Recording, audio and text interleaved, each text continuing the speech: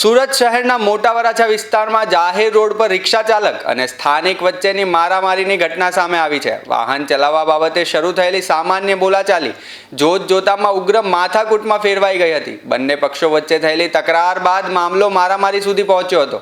મળતી માહિતી મુજબ જાહેર રોડ પર ગાડી ચલાવવા બાબતે રિક્ષા ચાલક અને સ્થાનિક વ્યક્તિ વચ્ચે પ્રથમ બોલાચાલી થઈ હતી. જાહેર રસ્તા પર વાહન ચલાવવાના મુદ્દે થયેલી સામાન્ય તકરાર આટલી ઉગ્ર બની જતા સુરક્ષા અને કાયદો વ્યવસ્થાને લઈને પણ સવાલો ઉઠી રહ્યા છે.